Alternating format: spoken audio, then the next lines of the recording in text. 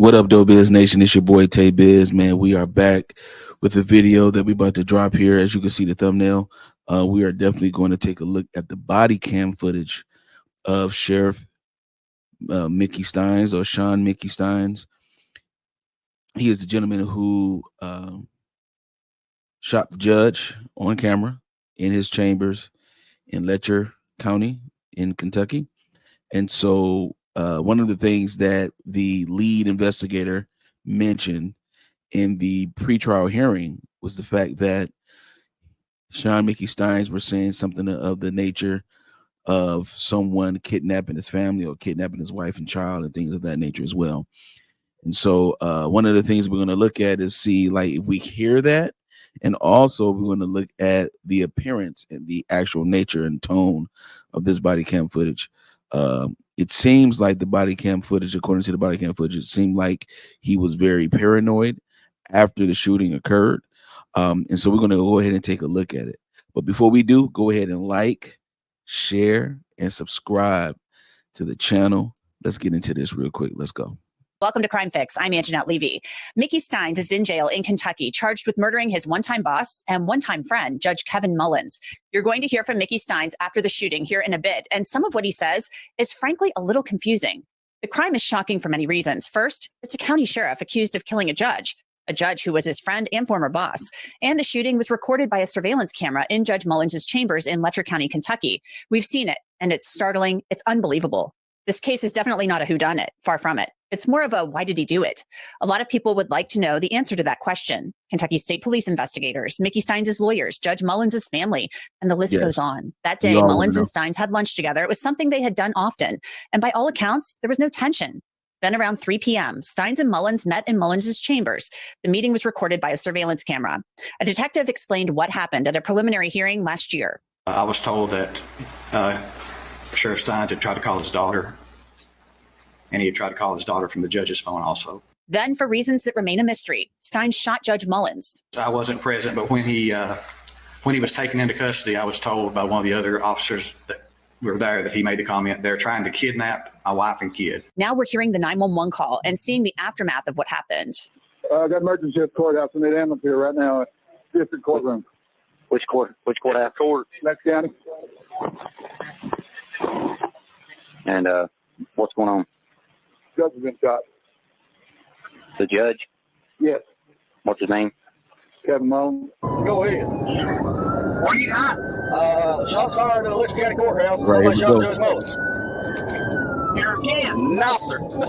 Just come out on the radio. Troopers raced to the scene. It's not a call that you often get. A judge shot at a courthouse. When troopers arrived, they began separating witnesses. Well, I told him to put them in separate rooms so they don't talk to each other, too. Yeah. Have you got the witnesses? No. They're doing the witnesses. Who doing the witnesses? Justin and a couple other people are walking the witnesses down through there. Okay, so real quick, he mentioned that there were no witnesses, which is actually true. So the video is pretty much the only witness that we have, per se, because no one actually saw it happen. However, because of video footage, we see that it happens. And this video camera was implemented in the judge's chambers a few years ago because of the fact of the Ben Fields having sex for favors investigation in the judge's chambers at the time. Also, Judge Kevin Mullins was mentioned in the investigation interview with Sabrina Atkins concerning Judge Mullins also participating in sex for favors. And also she mentioned something about Sheriff Mickey Stines being involved, but did not have any concrete evidence that he was involved. But she for sure knew that Kevin Mullins and Ben Fields was involved. So him saying no witnesses also triggered the fact that technically there were not any witnesses. So this is a very interesting body cam footage that we're about to see. Let's go. The work of securing the crime scene began. I think he's getting that other one.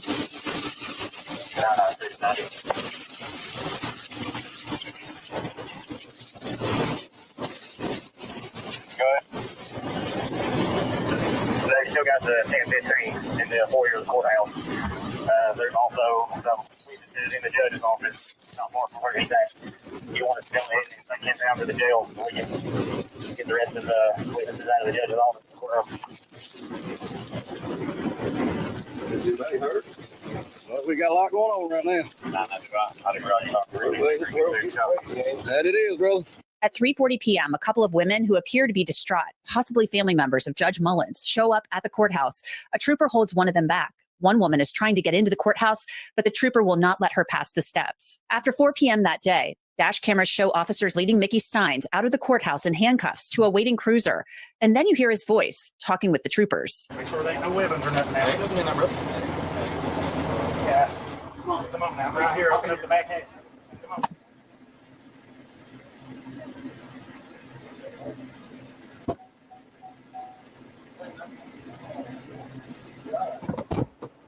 No, now come on. You heard Stines tell the troopers to make sure there weren't any weapons in the back of the cruiser, and he talks then a little more. Y'all gonna leave me in here and let me die? No, I can't get up in there. Come on now.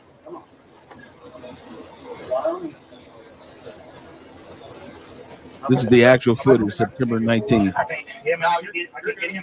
These cuffs are way too tight. Come on now, guys. Come on now. Stines definitely sounds a little paranoid. You may pick your leg up, my Y'all brother. got carbon monoxide in here.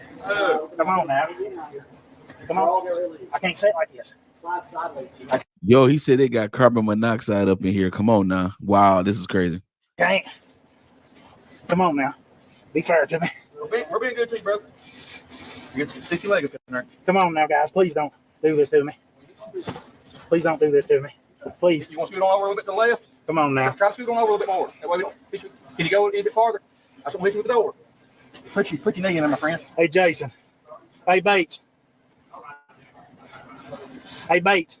Can we loosen this up a little or give the window down? I'm sorry. Can we loosen this up a little? Be fair to me, man. I got some air. I'll crack the window for you, but I can turn the air on back here. Okay? Yeah. Be fair to me now. I promise. Yeah, I promise. God, please. I promise. It's hot back here, man. I can't breathe. I can't breathe. I can't breathe.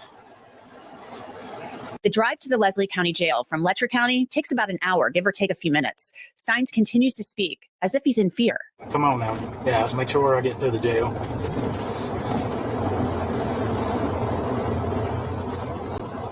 At times, it's hard to hear the troopers in the cruiser, but they try to talk to Mickey Stines on the long drive to the jail. Come on now, guys. I was asking why you done it. Was it over your family? Come on now, guys. What are you doing? I just talked to you. I'm just asking, was it something to do with your family or anything like that? The trooper, after several minutes, tries to ask Stines some more questions. You know, it's so crazy. He keeps saying, come on now, guys. Come on now, guys.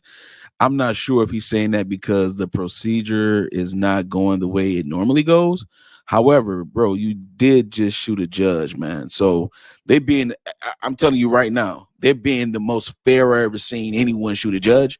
This is the most fairest thing I've ever seen. All right. So I don't know what else he's referring to when he's saying, come on now, guys, you got me doing this, or you're doing that now, where you're taking me. Come on now. Like, he seems to be very, very paranoid for sure. So I don't understand. But to me, this seems like a fair arrest, the fairest I've ever seen, especially after you just shot a judge in his chambers. All right. So this is very, very crazy here.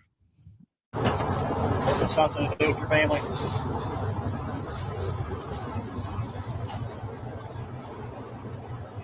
You have the right to remain silent, so we're not saying anything.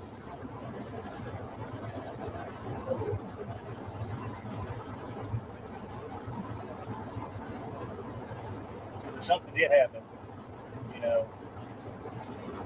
I mean, it'd be good to let us know.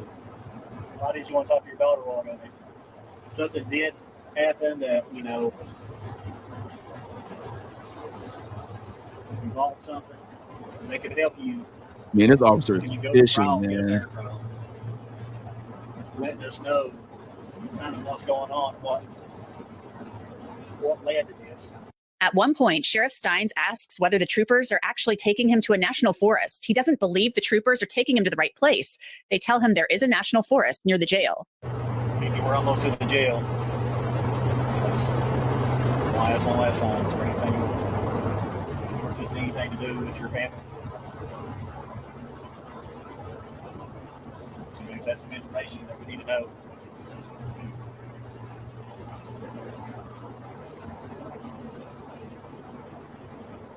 And what the information comes out, that always can change how investigations are worked. You know what I mean? And how they're looked at. You know that.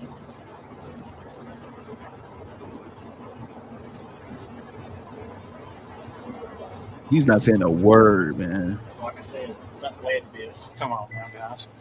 Guys, no guys. Here it is. Here it is. To the jail. Got the COS seat right there. This is not the jail. Yeah. This is not He the is jail. paranoid, y'all. He is paranoid. He thinks that they're taking him to a forest to execute him. This is not the jail. The officers continue to drive, and they assure Mickey Stines they are taking him to the Leslie County Jail. Okay, Mickey. Anyway, so do you want to talk about it? This is to do with anything with your family, your daughter, or anything? Bring him in.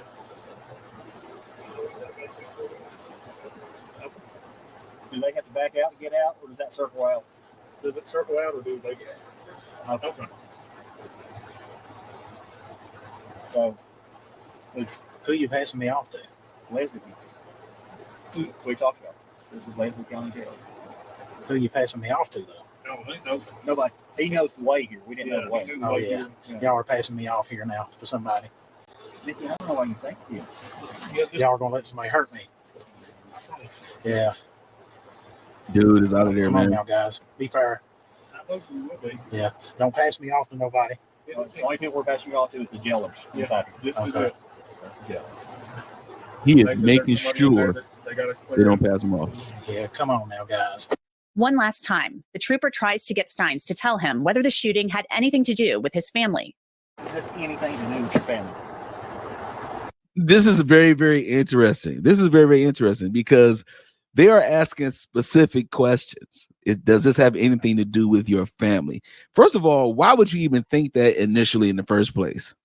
Why would you even think that initially in the first place? So it seems like something is going on, and this is the reason why his paranoia is getting the best of him, because his silence is so loud right now that it shows how much information he's protecting by not saying anything, because these are guys he's familiar with. These are people that he knows. So you would think like he's going to spill the beans and just spill his guts out but he's not doing that at all. I find it very interesting that he's doing it this way. And also I find it interesting, the question, does this have anything to do with your family? So do you know, did the lead investigator tell you something about the phone call or whatever? Like, how did you know to ask that specific question at that very moment? It just happened. The shooting just happened. How do you know to ask me that specific question? Again, very, very interesting to me. I think that's some information that would be nice to be out there so we knew what exactly led to this. Mm-hmm.